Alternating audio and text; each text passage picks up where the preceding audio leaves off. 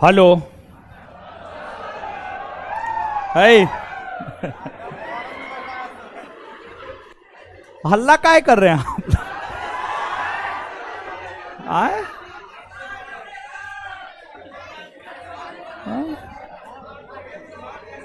काय हल्ला कर रहा है?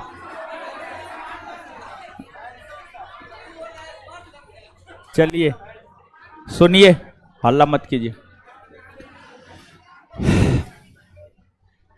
आइए आइए। तो कुछ बात करते हैं। देखिए, आज जो है लाइब्रेरी में एडमिशन के लिए टेस्ट हुआ था। हाँ हाँ हुआ था लाइब्रेरी में। लाइब्रेरी बोल दी। ओ सॉरी सॉरी सॉरी। हॉस्टल में एडमिशन को लेकर के आज टेस्ट हुआ था। हाँ हुआ है। कोई दिए हैं इसमें से? कौन कौन लोग दिए हैं? हाथ खड़ा कीजिए। तो क्वेश्चन हवा लगा कुछ नहीं ना? हाँ,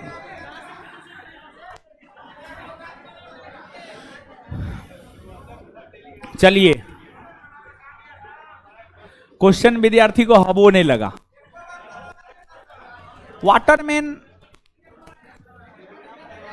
वाटरमैन ऑफ इंडिया कहा जाता है राजेंद्र सिंह को। पिछले दिन टेस्ट में तो बतलेवे किए। तो समझिए, अब अगर हम क्वेश्चन चाह ले कि आपको हवा ना लगे, लगिए नहीं सकता। अगर चाह ले एकदम हवा लगे तो लगेगा। ठीक है, तो खैर छोड़िए ये सब बात। अब आइए,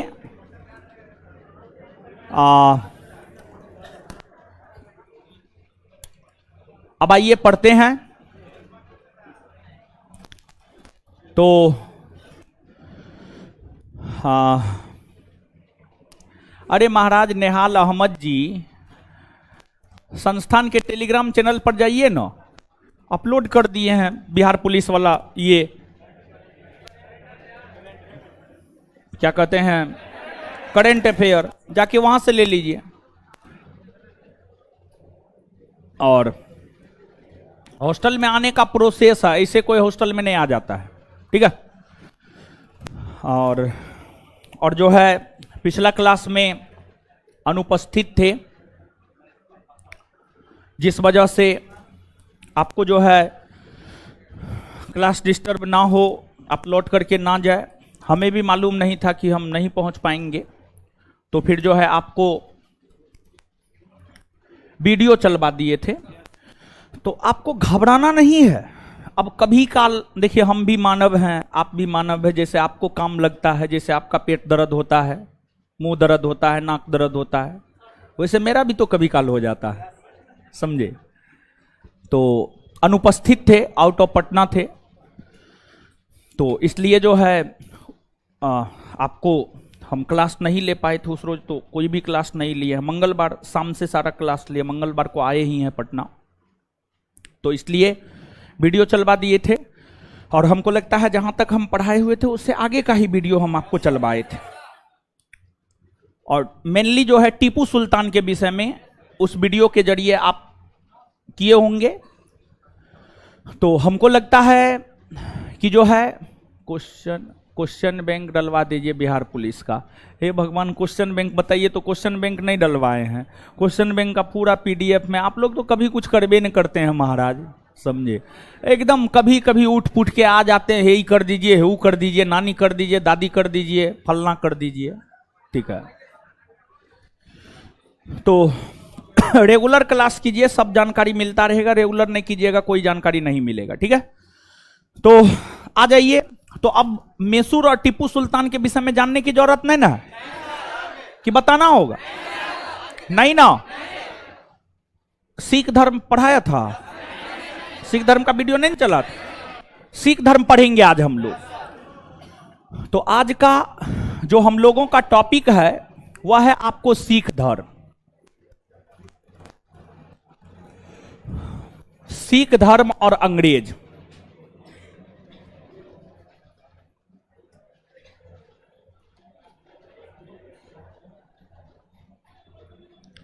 सिख धर्म और अंग्रेज।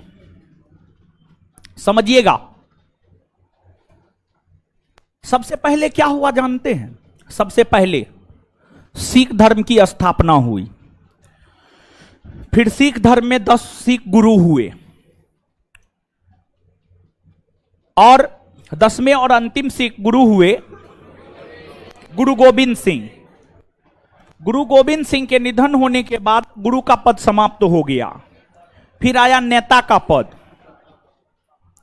नेता का पद आया फिर, और फिर नेता के पद का महत्व जब खत्म हो गया तब सिख धर्म 12 अलग अलग मिसल में बट गया, और जो 12 अलग अलग मिसल में बट गया उन्हीं 12 मिसलों में से एक सुकरचकिया मिसल हुआ, और सुकरचकिया मिसल के ही प्रमुख रणजीत सिंह हुए, जिन्होंने पंजाब में सिख राज की स्थापना किया। और बाद के वर्षों में पंजाब के सिख राज के शासक दिलीप सिंह को, पंजाब के सिख राज के शासक दिलीप सिंह को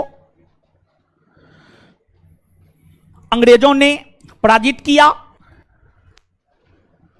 और अंग्रेजों ने सिख राज पर कब्जा कर लिया। अंग्रेज गवर्नर जनरल लॉर्ड डलहौजी हुआ, जिसने 1849 ईस्वी में द्वितीय आंग्ल सिख युद्ध में सिख सेना को पराजित किया, और सिख सेना को पराजित करके 1849 ईस्वी में पंजाब के सिख राज को जीतकर लॉर्ड डलहौजी ने ब्रिटिश साम्राज्य में मिलाने का काम किया। तो सिख धर्म में जो टोटल 10 सिख गुरु हुए हैं उसके विषय में जानेंगे, फिर सिख नेता के विषय में जानेंगे, फिर जो है आपको रणजीत सिंह के विषय में जानेंगे, और फिर 2 आंग्ल सिख युद्ध, प्रथम आंग्ल सिख युद्ध 1845-46 और द्वितीय आंग्ल सिख युद्ध 1848-49। इन्हीं 2 युद्धों को जीतकर अंग्रेजों ने पंजाब के सिख राज्य को जीतकर ब्रिटिश साम्राज्य में मिला लिया। इन्हीं सब बातों की चर्चा जो है इस चैप्टर में हम आपके साथ करेंगे। देखिए, जो आपको सिख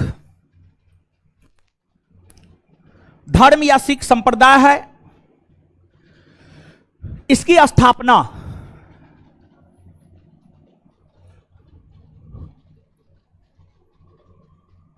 गुरु नानक के द्वारा किया गया। गुरु नानक के द्वारा किया गया।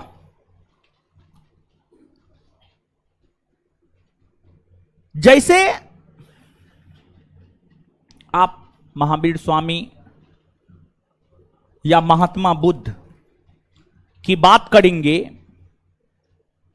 तो जो महावीर स्वामी और महात्मा बुद्ध हुए, महावीर स्वामी और महात्मा बुद्ध मूलतः हिंदू धर्म के अंतर्गत क्षत्रिय जाति में पैदा हुए थे। बाद में ज्ञान की प्राप्ति हुई तो उन्होंने हिंदू धर्म से अलग बौद्ध धर्म और जैन धर्म को स्थापित कर लिया। उसी प्रकार से जो सिख धर्म के संस्थापक गुरु नानक है, ये भी हिंदू धर्म के अंतर्गत खत्री जाति में पैदा हुए थे। हिंदू धर्म के अंतर्गत खत्री जाति में पैदा हुए थे। इनके पिता मेहता कालूराम, माता तृप्ता देवी, पत्नी सुलक्षणी देवी।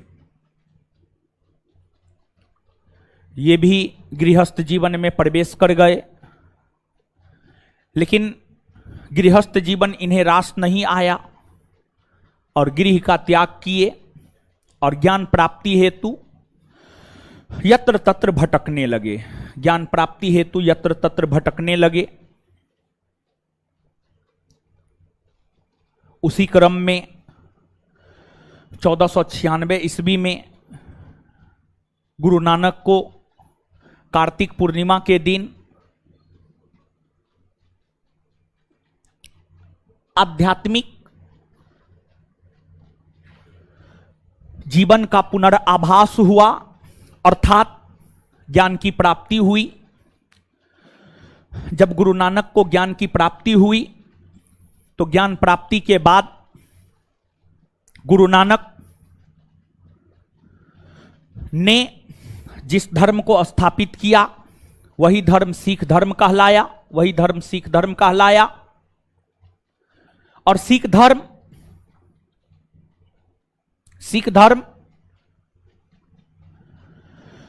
के प्रचार प्रसार को लेकर गुरु नानक लगभग पूरे भारतवर्ष का भ्रमण किए और सिख धर्म को लोकप्रिय बनाने को लेकर गुरु नानक ने संगत और पंगत की शुरुआत की। संगत का मतलब धर्मशाला, धर्मशाला का मतलब निशुल्क आवासीय स्थान, निशुल्क रहने वाला स्थान धर्मशाला। पंगत का मतलब लंगर, लंगर का मतलब निशुल्क भोजनालय, निशुल्क भोजनालय। लोगों की तीन मूलभूत आवश्यकता है, रोटी, कपड़ा और मकान। दो चीज तो गुरु नानक देना शुरू कर दिए, रोटी और मकान।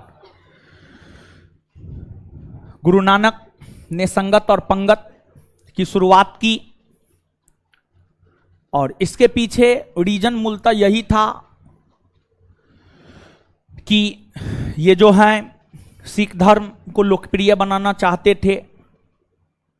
अब आप कुछ अलग हट करके काम करना चाहते हैं, कुछ नया करना चाहते हैं, तो नया एक्सपेरिमेंट भी जो है आपको करना होगा। तो इसलिए गुरु नानक ने जो है संगत और पंगत की शुरुआत की। गुरु नानक के विषय में कहा जाता है ईश्वर के निराकार रूप को ये मानते थे।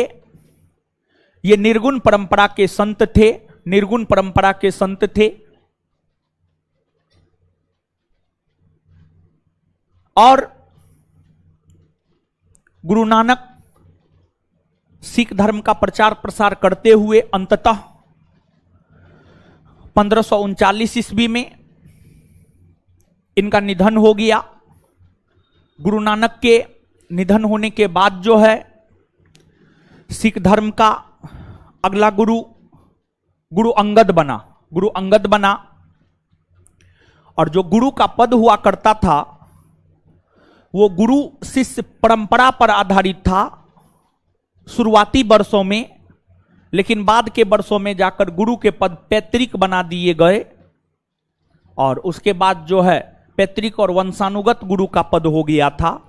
आगे बताएंगे गुरु का पद पैतृक किसने बनाया, लेकिन उससे पहले एक बात यहां पर स्पष्ट करना चाहते हैं और वह यह बात है कि कौन से सिख गुरु किस मुगल बादशाह के समकालीन है, कौन से सिख गुरु किस मुगल बादशाह के समकालीन है। यह बात कभी कताल आपसे आपके परीक्षा में पूछा जाता है। और साथ ही साथ सिख धर्म में जो टोटल 10 सिख गुरु हुए हैं उन सिख गुरुओं के विषय में पूछा जाता है, तृतीय नंबर के कौन हुए, 5वें नंबर के कौन हुए, 10वें और अंतिम कौन हुए। तो ये सब चीज जो है आपसे आपके परीक्षा में पूछा जाता है, इसलिए इस बात को थोड़ा सा स्पष्ट कर देते हैं। सिख धर्म में टोटल 10 सिख गुरु हुए और सिख धर्म में जो टोटल 10 सिख गुरु हुए उसमें पहला हुआ गुरु नानक।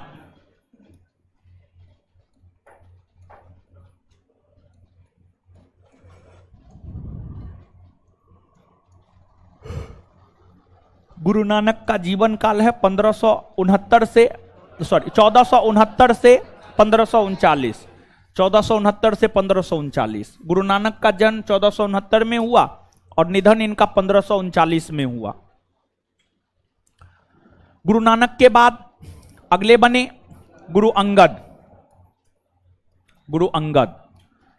और गुरु अंगद का जो कार्यकाल है 1539 से 1552। गुरु अंगद के बाद अगले बने आपको गुरु अमरदास।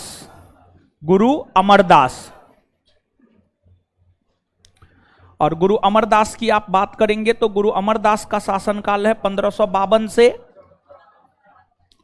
1574। 1552 से 1574। गुरु अमरदास के बाद अगले सिख गुरु बने गुरु रामदास,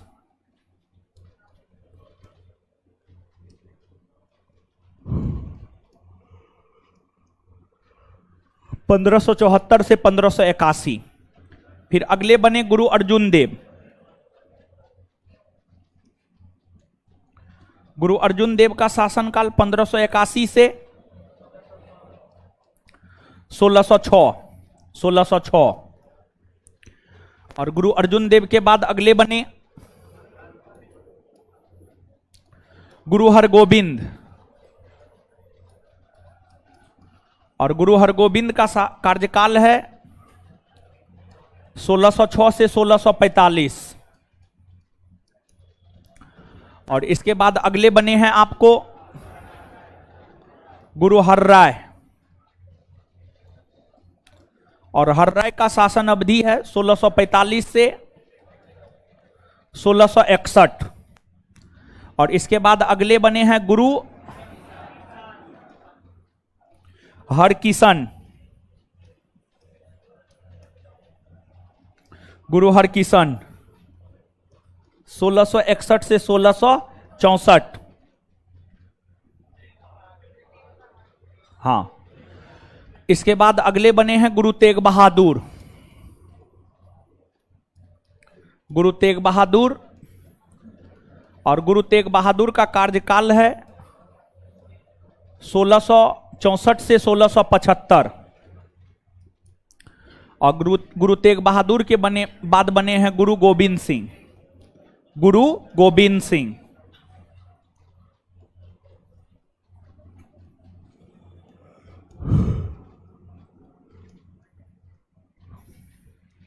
1675 से 1708। और 1708 ईस्वी में जैसे ही गुरु गोविंद सिंह का निधन हुआ, गुरु का पद समाप्त हो गया। यही टोटल 10 सिख गुरु हैं। अब यहां पर मुगल बादशाहों के संदर्भ में हम लोग देख लेते हैं कौन सिख गुरु किस मुगल बादशाह के समकालीन थे। कभी कताल पूछा जाता है, लेकिन पूछा जाता है, ठीक है, पूछा जाता है, कभी कताल ही पूछा जाता है, लेकिन पूछा जाता है, समझिएगा। अब देखिएगा यहां पर गुरु नानक। एक तो गुरु नानक जब सिख धर्म के गुरु हुआ करते थे, उसी समय 1526 में मुगल वंश की स्थापना हुई। बाबर ने 1526 में मुगल वंश की स्थापना किया। बाबर 1526 से 1530 ईस्वी तक शासन किए। बाबर के बाद उसका उत्तराधिकारी हुमायूं बना, जो 1530 से 1540 और पुनः 1555 से 1556, यानी कुल मिलाकर के अगर आप देखेंगे तो जो गुरु नानक है, गुरु नानक 2 मुगल बादशाह के समकालीन है। गुरु नानक जो 2 मुगल बादशाह के समकालीन है, एक है आपको बाबर और दूसरा है आपको हुमायूं। एक है बाबर और दूसरा कौन है आपको हुमायूं। इसके बाद गुरु अंगद। गुरु अंगद की अगर आप बात करेंगे तो गुरु अंगद के समय में ही 1539 में चौसा का युद्ध और 1540 में बिलग्राम या कन्नौज का युद्ध हुआ और मुगल सत्ता का अंत हुआ और सूरी वंश के शासन की स्थापना हुई। और शेरशाह सूरी ने तथा उसके पुत्र इस्लाम शाह ने तथा मुबारिज खां ने, इन सभी लोगों ने जो है शासन करने का काम किया। तो जो गुरु अंगद है, गुरु अंगद की अगर आप बात करेंगे तो जो गुरु अंगद है, ये मूलतः जो याद रखने वाली बात है वह यह है कि ये किसी मुगल बादशाह के समकालीन नहीं थे, बल्कि ये शेरशाह सूरी के समकालीन थे। शेरशाह सूरी और उसके बेटे इस्लाम शाह के समकालीन थे। हम आपको मध्यकालीन भारतीय इतिहास पढ़ाते हुए बताए हैं, सूरी वंश के विषय में नहीं बताए हैं। तो खैर इस्लाम शाह तक जाने की जरूरत नहीं है, लेकिन शेरशाह सूरी से पहले रुकने की भी जरूरत नहीं है। ये सूरी वंश के शासक शेरशाह सूरी के समकालीन थे।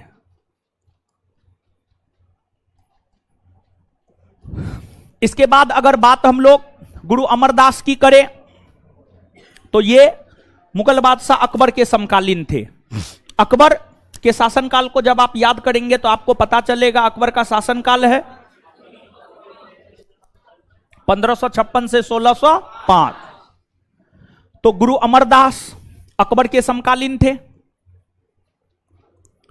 फिर रामदास ये भी अकबर के समकालीन थे। अर्जुन देव ये भी अकबर के समकालीन थे, ये भी अकबर के समकालीन थे। लेकिन ध्यान रहे, एक कहावत है, जैसे को तैसा, समझ गए, जो जैसा करता है वैसा पाता है। मुगल बादशाह जहांगीर ने अपने पिता अकबर के जीवन के अंतिम दौर में अपने पिता अकबर के खिलाफ विद्रोह करना शुरू कर दिया था गद्दी प्राप्त करने को लेकर। लेकिन जब अकबर का निधन हुआ और बादशाह जहांगीर बना, तो जहांगीर का बेटा था खुसरो खां। जहांगीर का बेटा था खुसरो खां। जहांगीर का बेटा खुसरो खां भी विद्रोह करना शुरू कर दिया अपने पिता जहांगीर के खिलाफ। मतलब ध्यान दीजिएगा, अकबर के खिलाफ उसके बेटा जहांगीर ने विद्रोह किया और जहांगीर के खिलाफ उसके बेटा खुसरो खां ने विद्रोह किया। और विद्रोह का कारण था गद्दी प्राप्त करना। और गद्दी के वजह से ही जहांगीर ने अपने पुत्र खुसरो खां को मरवा दिया।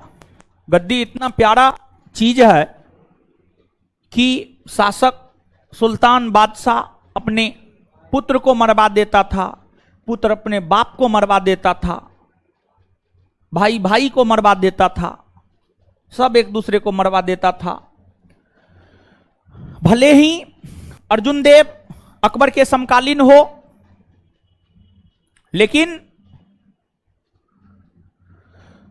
लेकिन जो आपको अर्जुन देव थे, अर्जुन देव मुगल बादशाह जहांगीर के भी समकालीन थे। जहांगीर के भी समकालीन थे। जहांगीर 1605 में बादशाह बना और 1606 में उसका बेटा खुसरो खां विद्रोह किया था। खुसरो खां को अर्जुन देव ने सहयोग दिया था, आशीर्वाद दिया था। इसी वजह से जहांगीर ने अर्जुन देव की हत्या करवा दी। जहांगीर ने अर्जुन देव की हत्या करवा दी। मुगल बादशाह जहांगीर ने ही अर्जुन देव की हत्या करवाई।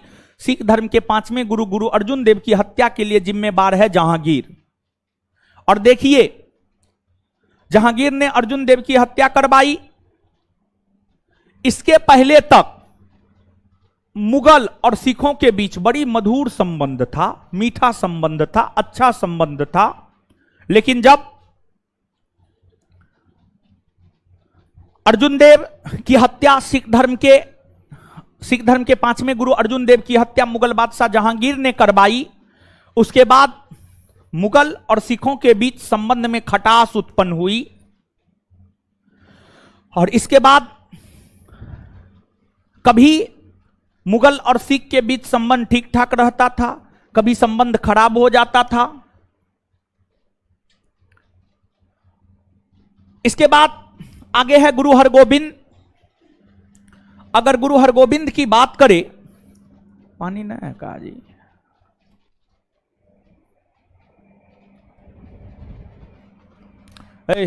पानी इसमें डालिए। इसके बाद आगे है आपको गुरु हरगोबिंद। गुरु हरगोबिंद की अगर हम बात करें तो जो मुगल बादशाह गुरु हरगोबिंद है, गुरु हरगोबिंद दो मुगल बादशाह के समकालीन है। जहांगीर के समकालीन है और शाहजहां के समकालीन है। जहांगीर का शासनकाल 1605 से 1627 और शाहजहां का शासनकाल 1628 से 1657। 1628 से 1657। तो जो गुरु हरगोबिंद है, गुरु हरगोबिंद जहांगीर और शाहजहां के समकालीन है।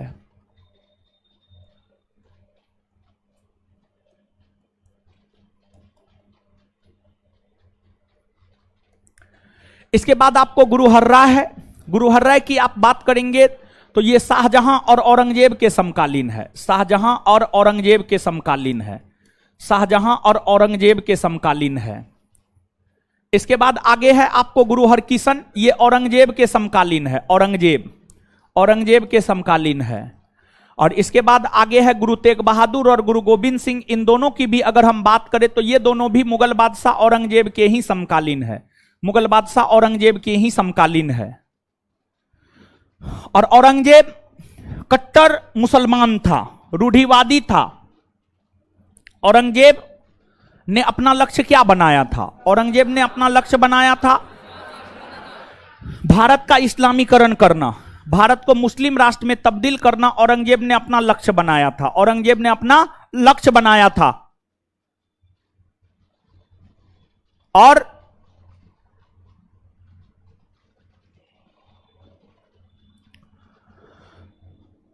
औरंगजेब का समकालीन जो गुरु तेग बहादुर था, औरंगजेब ने गुरु तेग बहादुर को अपने दरबार में बुलाया और औरंगजेब ने गुरु तेग बहादुर को इस्लाम धर्म कबूल करने को कहा। लेकिन गुरु तेग बहादुर इस्लाम धर्म कबूल करने से मना कर दिया। तत्पश्चात औरंगजेब ने गुरु तेग बहादुर को कहा, सिख धर्म का रहस्य बतलाइए। सिख धर्म का रहस्य बतलाने से भी गुरु तेग बहादुर ने इनकार कर दिया। जब बार बार औरंगजेब के आदेशों का अवहेलना गुरु तेग बहादुर कर रहे थे, तत्पश्चात गुरु तेग बहादुर की हत्या औरंगजेब ने कर दी। इसके बाद भी सिख और मुगलों के बीच संबंध में खटास आई और गुरु तेग बहादुर के बाद सिख धर्म के 10वें और अंतिम गुरु गुरु गोविंद सिंह बने।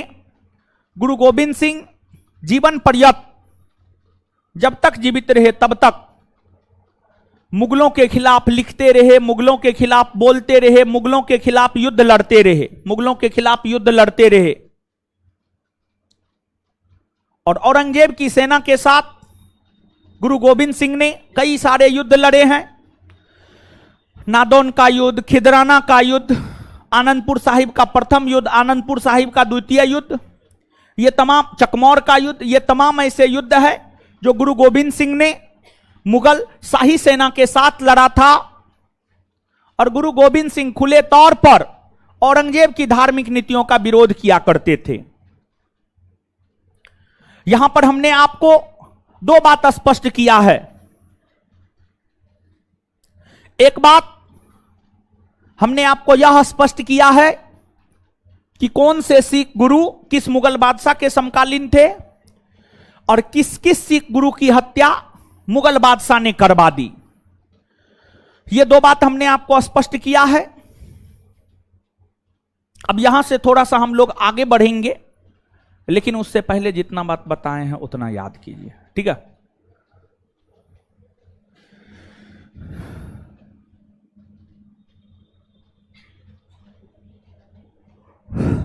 सिख धर्म की स्थापना कौन किया है? वो कौन किया है? सिख धर्म में टोटल कितने गुरु हुए? 10 गुरु हुए। अच्छा, सिख धर्म के पहले गुरु कौन हुए? गुरु नानक। सिख धर्म के कौन ऐसे गुरु हुए जो पूरे भारतवर्ष का भ्रमण किए? गुरु नानक, ठीक है। और गुरु नानक किस मुगल बादशाह के समकालीन थे? बाबर और गुरु नानक के बाद सिख धर्म के दूसरे गुरु कौन बने? गुरु अंगद बने। गुरु अंगद किसके समकालीन? गुरु अंगद के बाद कौन बने? गुरु अमरदास। किस मुगल बादशाह के किसके समकालीन थे? गुरु अमरदास के बाद कौन बने? किस मुगल बादशाह के सिख धर्म के 5वें गुरु कौन बने? किस मुगल बादशाह के किस मुगल बादशाह के? 6ठे गुरु कौन बने? हरगोविंद। किस मुगल बादशाह के समकालीन? और 7वें गुरु कौन बने? किसके समकालीन थे? शाहजहां और 8वें गुरु कौन बने? किसके समकालीन? किसके? 9वें गुरु कौन बने? किसके समकालीन थे?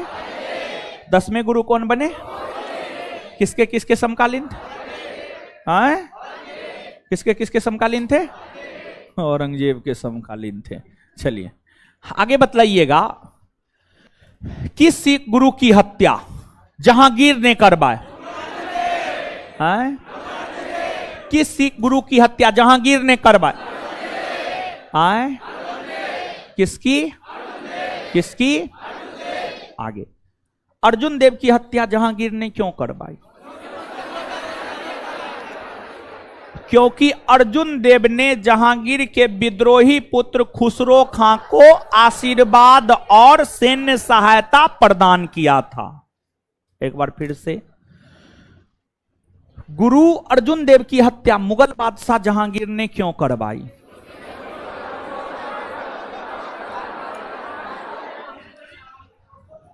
क्योंकि अर्जुन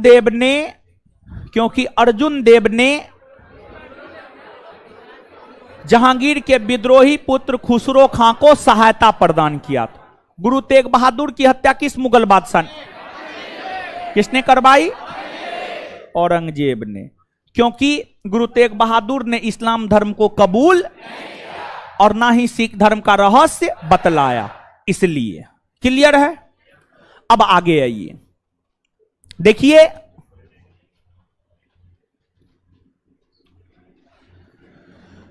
गुरु नानक सिख धर्म के प्रथम गुरु बने।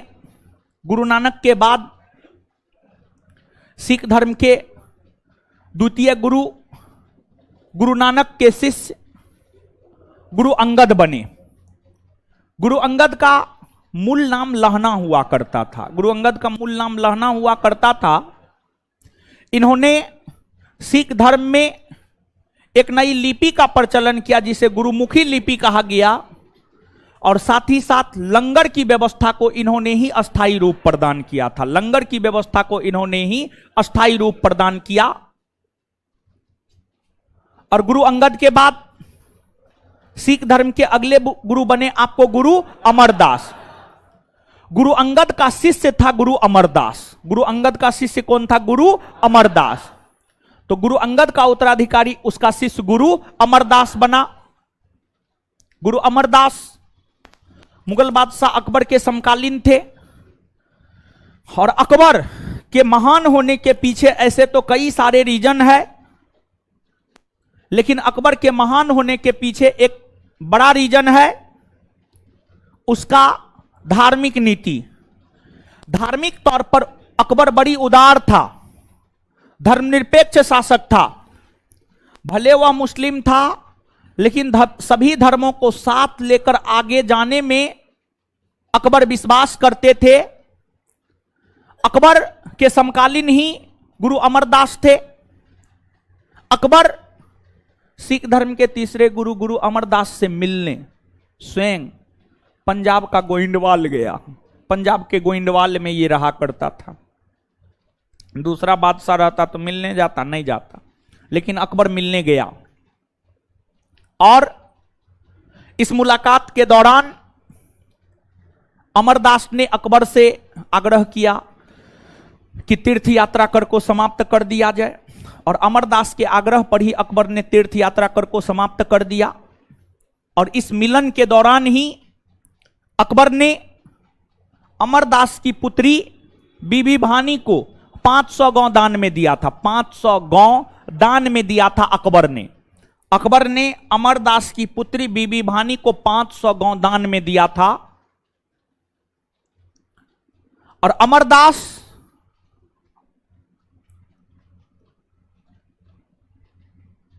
की अगर आप बात करेंगे तो अमरदास ने सिख धर्म को हिंदू धर्म से अलग दिखलाने, बतलाने, जतलाने को लेकर कई सारे कार्य किए। एक तो अमरदास ने हिंदुओं से एक अलग विवाह पद्धति लवन का प्रचलन किया। दूसरा, अमरदास ने 22 गद्दी का निर्माण किया और प्रत्येक गद्दी पर एक एक महंत की नियुक्ति किया ताकि सिख धर्म का प्रचार प्रसार हो सके, ताकि सिख धर्म का प्रचार प्रसार हो सके। और गुरु अमरदास अपना उत्तराधिकारी अपने पुत्र बाबा श्रीचंद को बनाना चाहता था, लेकिन बाबा श्रीचंद ने अमरदास के खिलाफ ही विद्रोह कर दिया।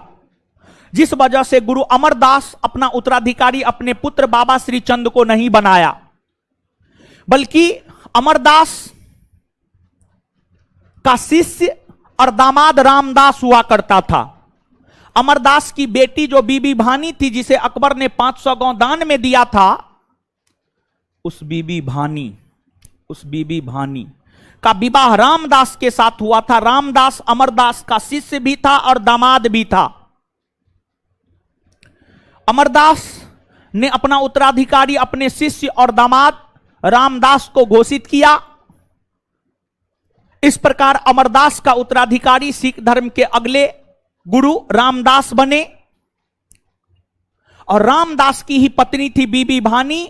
बीबी भानी को 500 गांव दान में अकबर ने दिया था और बीबी के संपत्ति पर पति का अधिकार माना जाता है।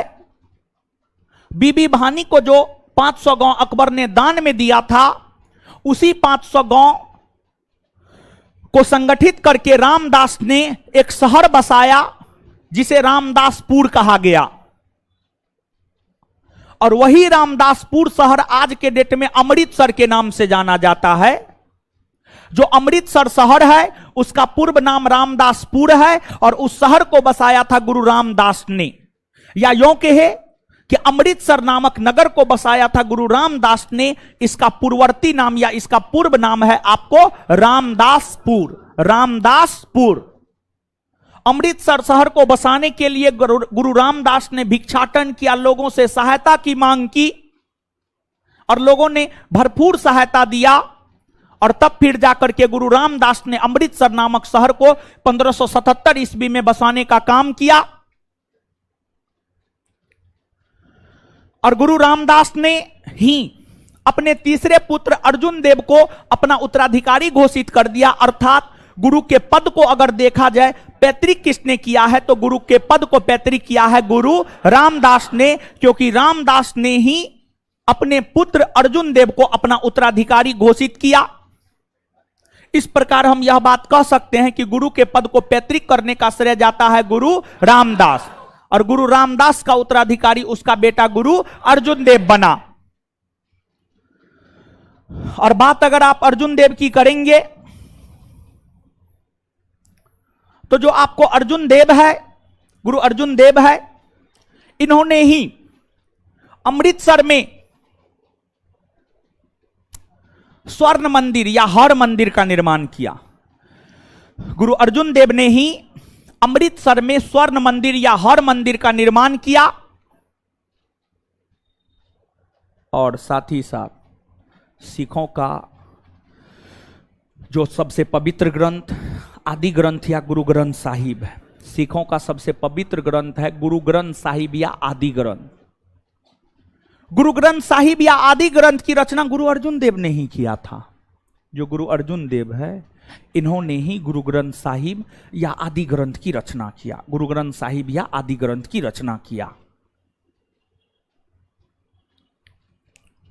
और इनके द्वारा रचित जो आदि ग्रंथ या गुरु ग्रंथ साहिब था, उस आदि ग्रंथ या गुरु ग्रंथ साहिब में सिख धर्म के सिर्फ 5 गुरुओं की वाणी को शामिल किया गया था। गुरु नानक से लेकर गुरु अर्जुन देव तक की वाणी को संकलित किया गया था। लेकिन ध्यान रहे कि जो मूल गुरु ग्रंथ साहिब था, उस मूल गुरु ग्रंथ साहिब को सिख धर्म के 10वें और अंतिम गुरु गुरु गोविंद सिंह जब युद्ध लड़ने जाते थे ना, गुरु गोविंद सिंह जब युद्ध लड़ने जाते थे तो उसको लेकर के जाते थे, समझ गए, उस मूल गुरु ग्रंथ साहिब को लेकर जाते थे। और युद्ध के क्रम में ही गुरु ग्रंथ साहिब खो गया। तत्पश्चात गुरु गोविंद सिंह ने फिर से गुरु ग्रंथ साहिब लिखा और सिख धर्म के 10 गुरुओं की वाणी को उसमें संकलित किया।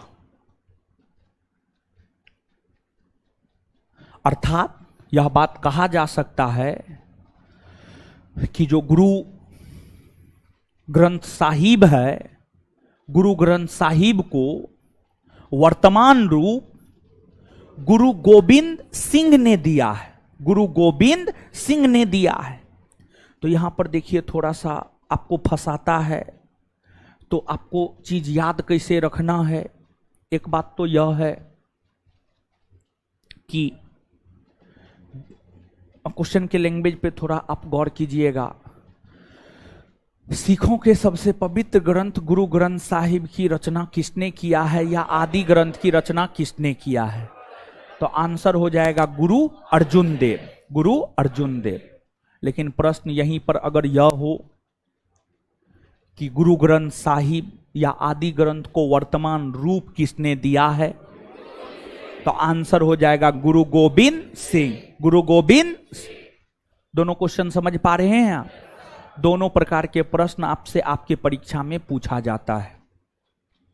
और जो गुरु अर्जुन देव थे, इन्होंने देखा कि मुगल बादशाह बड़ी शानो शौकत के साथ रहता है, तो लोग देखा देखी करता है, समझ गए। जैसे आप हैं एकदम नहीं पढ़ने वाले के साथ रह जाइएगा तो देख करके उसको देख करके आप भी पढ़ने लगिएगा। इसलिए दोस्त सगे संबंधी अच्छा होना चाहिए, आपके आसपास के लोग अच्छे होने चाहिए, पढ़ने लिखने वाले होने चाहिए, समझे। दोस्ती हमेशा अच्छे लोगों से कीजिए, गलत लोगों से दोस्ती मत कीजिए, समझ गए। गलत लोग हमेशा आपको गलत मंजिल तक पहुंचाएगा, अच्छे लोग हमेशा आपको अच्छे मंजिल तक पहुंचाएगा। अभी दो दोस्त मिलने के लिए आया था, अभी 5 से 5:30 के बीच में जो गैप था, दोनों का बिहार एसएससी मेंस जो हुआ है उसमें रिजल्ट हुआ है। हमारे पास तो मेनली बच्चा सब आता है बिहार दरोगा का तैयारी करने के लिए, लेकिन तैयारी यहाँ पर सब चीज का होता है। वो दोनों भी 2223 से जुड़ा हुआ था, फिर उसके बाद से लगातार संस्थान से जुड़ ले रहा। देखिए एक बात सही है, छोटा चीज अगर ना हो तो बड़ा चीज होना होता है, इसलिए छोटा चीज नहीं होता है। दोनों का रिजल्ट बिहार एसएससी मेंस में हुआ है, और दोनों का रिजल्ट जो है हमको लगता है कि 64 वाला जो था एक्साइज वाला, 2 में से अंदाज 1 का रिजल्ट था, उसमें उसका दौड़ भी है, 12 अक्टूबर से अंदाज दौड़ है। पुराना बच्चा है, 2213 वाला ही बच्चा है, समझ गए। तो देखिए दोनों साथ आया, दोनों दोस्त था, दोनों पढ़ने में अच्छा था, तब ना जाकर के जो है दोनों का बिहार एसएससी मेंस में रिजल्ट हो गया। अगर पढ़ने में अच्छा नहीं होता, कटअप इतना हाई रहता है बिहार एसएससी मेंस का कि साधारण लड़का का होना जानी नहीं होता है, समझ गए। और हम आपको बोलेंगे कि जो है डेली टेस्ट दीजिए 50 क्वेश्चन डिस्कशन वाला, तो आप तो मानिएगा है नहीं, आप तो वही कीजिएगा जो आपको करना है। खैर आपको जो करना है आप अपना करते रहिए। तो वो सब लड़का भी जो है पढ़ा भी और साथ ही साथ जो है डेली टेस्ट को ज्वाइन किए रखा, और आज के डेट में देखिए लगभग हर परीक्षा में रिजल्ट हो रहा है, समझे। और जो है बिहार एसएससी मेंस का जो रिजल्ट आया 2200 समथिंग पोस्ट है और 2400 समथिंग का रिजल्ट दिया है, 200 एक्स्ट्रा रिजल्ट दिया है। लेकिन दोनों लड़का का जो है मैथ ऑनर्स है, तो उसमें बहुत सारा पोस्ट है जिसका मैथ ऑनर्स है वही जा सकता है बिहार एसएससी में। तो इन दोनों का तो एकदम कंफर्म है, होगा ही होगा, नहीं होने का कोई सवाल पैदा नहीं होता है, समझ गए। तो डेली टेस्ट आप लोग देते हैं कि नहीं देते हैं? देते हैं। कौन कौन लोग देते हैं? हाथ खड़ा कीजिए। तो 50 क्वेश्चन डिस्कशन वाला, हाँ देते हैं तो ठीक है। और देवी महारानी लोग तो देवी महारानी है, उनका तो कोई जोड़े ना है, तो वो लोग तो बेजोड़ है, समझ गए। तो देना चाहिए। इससे पहले भी हम कई बार बोले हैं, और मेरा क्या, हम तो ऐसे बक बक करके आते हैं जाते हैं, समझे। और एक बात ध्यान में रखेंगे कि जानते हैं जितना दर्द लोग स्टेटस में दिखाता है उतना दर्द किसी को होता है नहीं। और एक बात और जानिए आप कि बहुत सारे लोग जो है कंफ्यूज रहते हैं हमेशा कि उनको करना क्या है, समझे। कभी बीपीएससी करेंगे, कभी दरोगा करेंगे, कभी सिपाही करेंगे, कभी बिहार एसएससी करेंगे। उस प्रकार के लोगों का कुछ होता है नहीं, समझ गए। अरे एक मुश्त होकर के महाराज पढ़िए, समझ गए। एक लक्ष्य बना करके पढ़िए, रिजल्ट हो जाएगा। एक लक्ष्य बना करके नहीं पढ़िएगा तो रिजल्ट होना जानी है नहीं। जीवन भर ऐसे ही एसएससी, रेलवे, बीपीएससी, बिहार दरोगा, सिपाही करते रह जाइएगा, कहीं कुछ नहीं होने वाला है। और लड़का लोग तो लड़की के तुलना में थोड़ा ज्यादा दिमाग वाला है, आप लोग तो समझ जाते हैं जल्दी, समझे। अब आ जाइए, समझते हैं आगे। तो गुरु अर्जुन देव तक चीजों को हम बता दिए हैं। इसके आगे आगे बताएंगे, लेकिन उससे पहले याद कीजिए। बताइए, है गुरु नानक का उत्तराधिकारी कौन बना? गुरु अंगद का मूल नाम क्या था? लाहना। क्या था? गुरु अंगद का मूल नाम क्या था? लाहना। गुरु अंगद का मूल नाम क्या था? लाहना। गुरुमुखी लिपि का प्रचलन किसने किया? किसने किया? गुरुमुखी लिपि का प्रचलन किसने किया? आए गुरु अंगद ने किया। लंगर को अस्थायी रूप किसने प्रदान? आए गुरु अंगद ने। गुरु अंगद का उत्तराधिकारी कौन बना? अच्छा, आगे बताइएगा। किस सिख गुरु के कहने पर अकबर ने तीर्थ यात्रा कर को समाप्त कर दिया? आए किस सिख गुरु से मिलने अकबर पंजाब के गोइंदवाल पहुंचे? किस सिख गुरु ने सती प्रथा का विरोध किया? आए गुरु। 22 गद्दी का निर्माण किसने किया? आए हिंदुओं से अलग विवाह पद्धति लबन का प्रचलन किसने किया? किसने किया? अमरदास का उत्तराधिकारी कौन बना? कौन बना? अमृतसर नामक शहर को किसने बसाया? आए अमृतसर नामक शहर को किसने बसाया? किसने बसाया? रामदास ने बसाया। इसके बाद आगे बताइएगा कि जो है आपको गुरु के पद को पैतृक किसने बनाया? किसने बनाया? गुरु रामदास का उत्तराधिकारी कौन बना? कौन बना? अर्जुन देव बना। अमृतसर में स्वर्ण मंदिर का निर्माण किसने करवाया? अमृतसर में स्वर्ण मंदिर का निर्माण किसने करवाया? किसने करवाया? अर्जुन देव ने करवाया। इसके बाद जो है आगे बताइएगा, गुरु ग्रंथ साहिब की रचना किसने किया? किसने किया? गुरु ग्रंथ साहिब को वर्तमान रूप किसने दिया? आए गुरु। और गुरु अर्जुन देव जो है मुगल बादशाह की भांति काफी सज धज कर रहता था। शानो शौकत के साथ जो है गुरु अर्जुन देव रहने लगे थे। गुरु अर्जुन देव रहने लगे थे। मुगलों का अनुसरण गुरु अर्जुन देव ने किया था और इनकी हत्या जो है मुगल बादशाह जहांगीर ने करवाई थी। गुरु अर्जुन देव की हत्या किसने करवाई? किसने करवाई? किसने करवाई? जहांगीर। गुरु अर्जुन देव के बाद अगले सिख गुरु बने गुरु हरगोविंद। गुरु हरगोविंद की अगर आप बात करेंगे तो जो गुरु हरगोविंद है, इन्होंने मुगलों से सुरक्षा के मद्देनजर, यानी मुगलों से सुरक्षा हो सके, क्योंकि इनसे पहले जो सिख गुरु बने थे गुरु अर्जुन देव की हत्या तो मुगल बादशाह ने करवाया। अब जरूरत थी मुगलों से सुरक्षा की।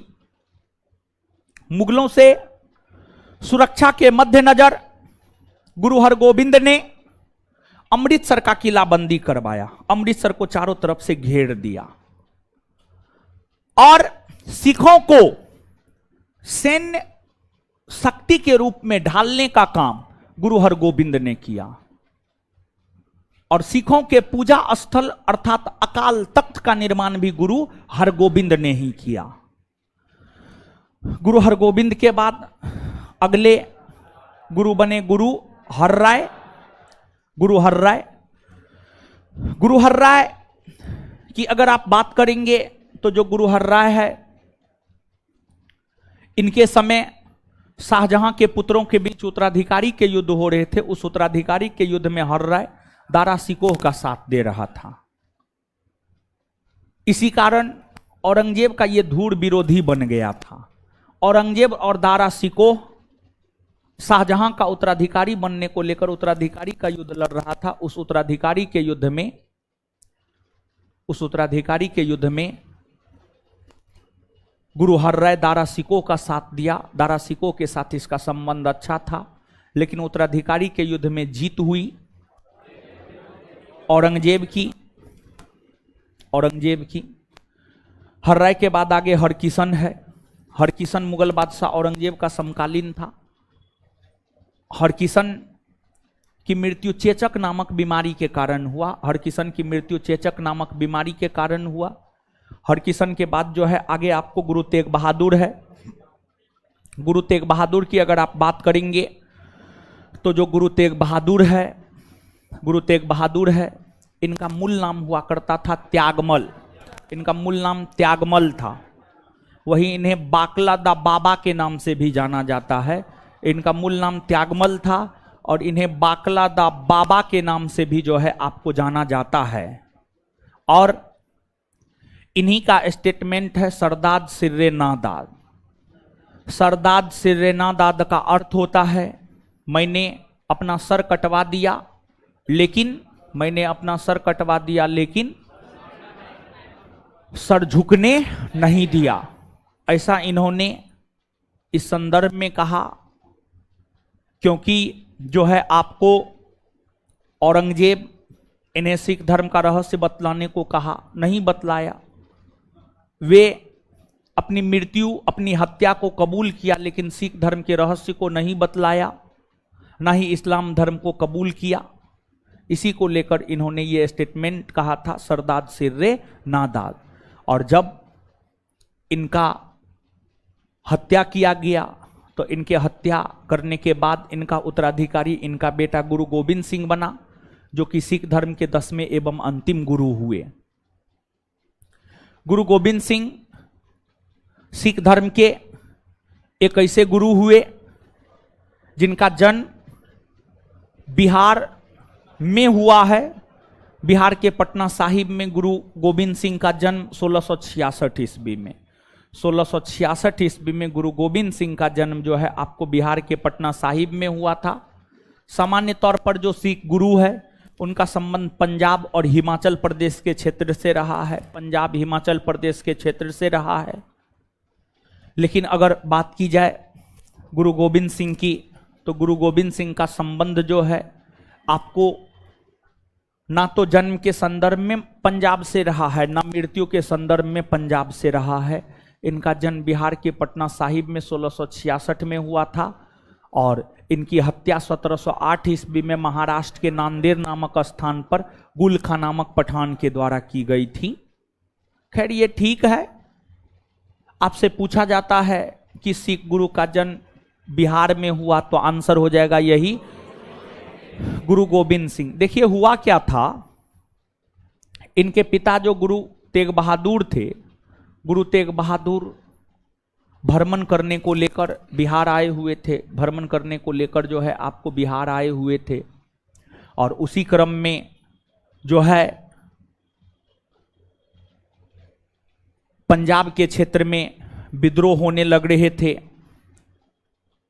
तो अचानक इन्हें जाना पड़ा पंजाब और फिर ये अपनी पत्नी, इनकी पत्नी गर्भवती थी, उसको पटना साहिब में छोड़कर, पटना साहिब में अपने संबंधी के यहाँ छोड़कर वापस पंजाब लौट गए। और यही कारण रहा कि गुरु गोविंद सिंह का जन्म जो है आपको पटना साहिब में हुआ। गुरु गोविंद सिंह सिख धर्म के 10 गुरुओं में सबसे अंतिम गुरु हुए और इनके पिता की हत्या औरंगजेब ने करवाई थी, जिस वजह से इन्होंने औरंगजेब की धार्मिक नीति का खुले तौर पर विरोध किया, औरंगजेब के साथ युद्ध लड़ा। और कहा जाता है कि इन्होंने सिख धर्म में आमूलचूल परिवर्तन किया, अर्थात बड़े बड़े परिवर्तन किए। इन्होंने सिख धर्म में जो कई सारे परिवर्तन किए, उसमें एक यह है कि इन्होंने सिख धर्म के अनुयायियों को कहा, पुरुषों को कहा कि आप अपने नाम के अंत में सिंह लगाइए, और महिलाओं को कहा कि आप अपने नाम के अंत में कोर लगाइए, कोर लगाइए, कोर कोर लगाइए। और इसी के बाद, इनके आदेश के बाद ही सिख धर्म के पुरुष अनुयायी अपने नाम के अंत में सिंह और महिला कोर लगाना प्रारंभ की। और साथ ही साथ इन्होंने सिख धर्म को मानने वाले लोगों को आदेश दिया कि अगर आप सिख धर्म को मानते हैं तो 5 चीज आपके लिए अनिवार्य है। केस, कंघा, किरपान, कच्छा, कड़ा। केस, कंघा, किरपान, कच्छा, कड़ा। केस, केस का मतलब बाल, कंघा, कंघा मतलब वही बाल जो आप ठीक करते हैं। किरपान, किरपान मतलब अस्त्र। कड़ा, हाथ में जो बाली होता है, समझ गए। किरपान, किरपान का मतलब अस्त्र। सिख धर्म के अनुयायी जो आप देखते होंगे छोटा सा अस्त्र रखते हैं या फिर तलवार रखते हैं। और कच्छा यानी गुप्त अंग को ढकने वाला जो वस्त्र होता है उसी को कच्छा कहा जाता है। ये 5 चीज सिख धर्म के लोगों के लिए अनिवार्य बनाने का काम जो है आपको गुरु गोविंद सिंह ने ही किया था। इसके बाद गुरु गोविंद सिंह अपने अनुयायियों का एक बार परीक्षा लिया, अपने अनुयायियों का परीक्षा लिया। और उस परीक्षा में गुरु गोविंद सिंह के 5 ऐसे अनुयायी हुए जो सिख धर्म के लिए और गुरु गोविंद सिंह के लिए अपना जान तक न्योछावर करने के लिए तैयार हुआ, जिसे पंच प्यारा कहा गया, जिसे पंच प्यारे कहा गया, पंच प्यारे कहा गया, पंच प्यारे। पंच प्यारे के अंतर्गत जो 5 लोग सिख धर्म के लिए और गुरु गोविंद सिंह के लिए अपना जान तक न्योछावर करने के लिए तैयार हुए थे। हिम्मत भीवर, मोहकम चंद्र छिम्मा, दयाराम खत्री, धर्मदास,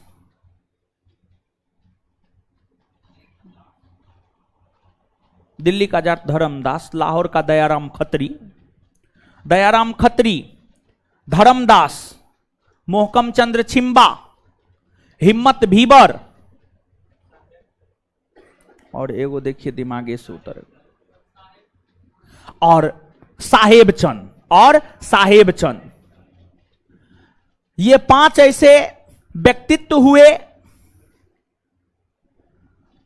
जो गुरु गोविंद सिंह के कहने पर सिख धर्म के लिए अपना जान तक देने को तैयार हो गए। इन्हीं को पंच प्यारे कहा जाता है, इन्हीं को पंच प्यारे कहा जाता है। तो देखिए, पंचमकार और पंच प्यारे दोनों में अंतर है। पंचमकार मतलब गुरु गोविंद सिंह ने अपने अनुयायियों को जो 5 चीजों का अनुपालन करने को कहा, केस, कंघा, किरपान, कच्छा, कड़ा, ये पंचमकार कहलाया। और गुरु गोविंद सिंह के कहने पर जो सिख धर्म के 5 अनुयायी अपना प्राण तक त्यागने को तैयार हो गए, वे पंच प्यारे कहलाए। साहेब चंद, मोहकम चंद छिम्बा, हिम्मत भीवर, धर्मदास, दयाराम खत्री। समझ गए? याद रखिएगा, देखिएगा तो ये बात है, नोट में है, नीचे से एक पॉइंट लिखिएगा।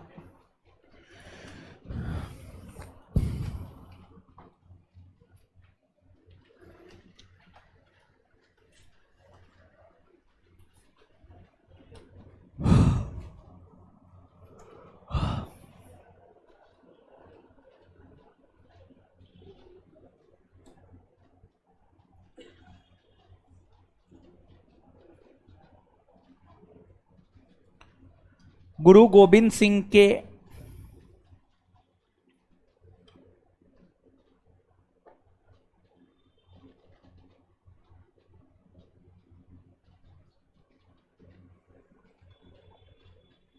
गुरु गोविंद सिंह के आदेश पर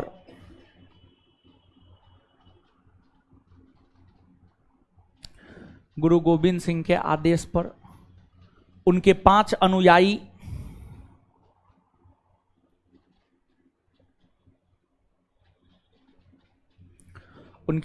अनुयायी सिख धर्म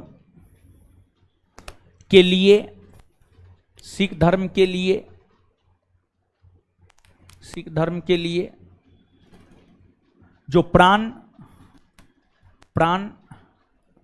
न्योछावर करने को तैयार हुए।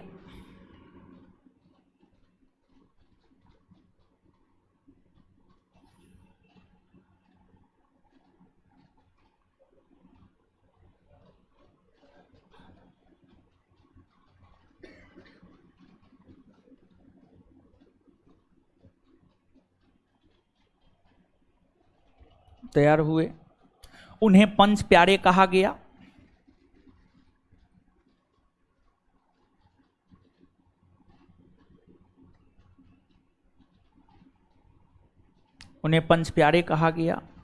जो निम्न है।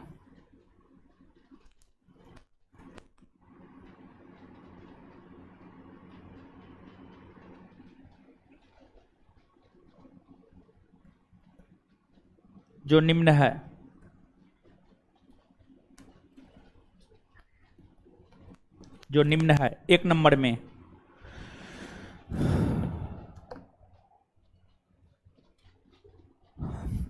में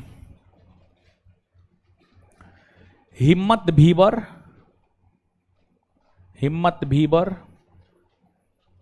व्यक्ति का नाम है। ये सब साहब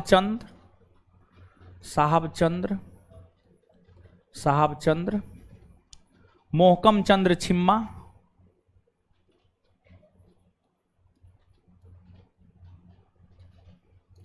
छिम्बा धर्मदास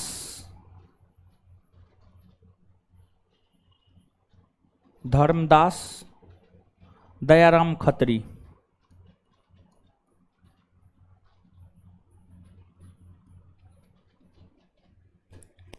दयाराम खत्री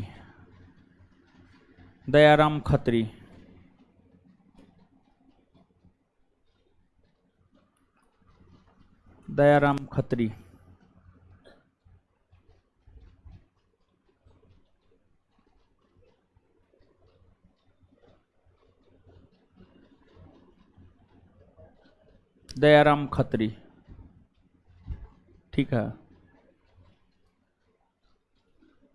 याद रखिएगा ये सब बात, ठीक है।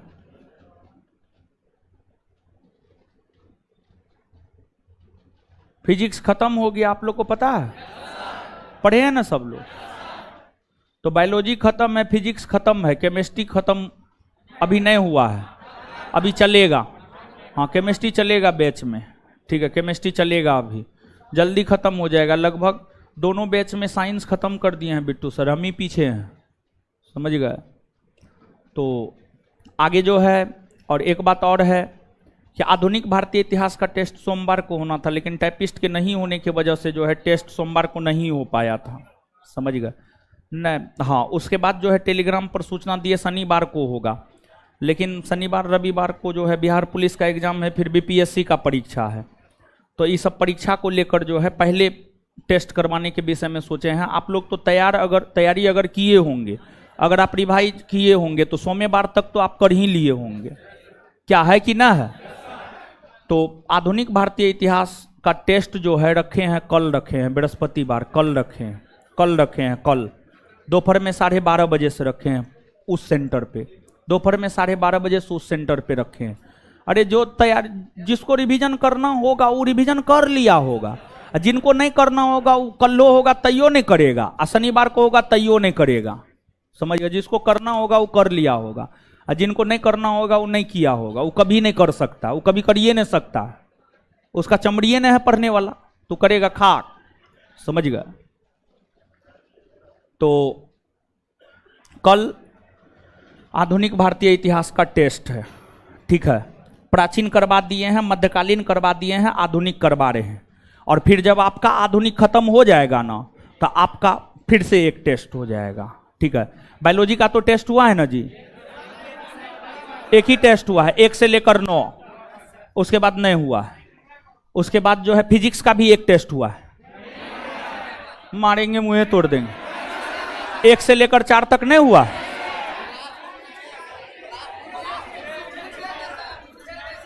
पूछे हैं, और टेस्ट नहीं हुआ। 1 से लेकर 4 तक याद करने के लिए दिए थे। हाँ, तो ठीक है, आगे टेस्ट होगा। और 35 गो टेस्ट होना था बैच में, वो तो हो चुका है, वो तो हो चुका है, समझ गए। तो धीरे धीरे सब चीज़ तो खत्म ही हो रहा है, हम तो खत्म करिए देंगे। आप कितना खत्म किए हैं उसके ऊपर बहुत कुछ निर्भर करता है, समझ गए। तो आप भी खत्म करने का जल्दी प्रयास कीजिए, ज़्यादा बेटर होगा आपके लिए भी, समझे। और जो है कल टेस्ट है, टेस्ट में आप लोग अपना आ जाइएगा, टेस्ट दे दीजिएगा आधुनिक भारतीय इतिहास का। और उसके बाद जो है फिर आगे कल टेस्ट देने के बाद अगले क्लास में बताएंगे कि अगला टेस्ट कौन होगा और कब होगा। अगला टेस्ट कौन होगा और कब होगा, संस्थान के स्टडी मटेरियल से ही होमवर्क रहेगा, और टेस्ट में भी क्वेश्चन भी वहीं से पूछेंगे, समझ गए। आज के लिए इतना ही रहने दीजिए, इससे आगे मिलेंगे अगले क्लास में कल। धन्यवाद सभी लोगों का।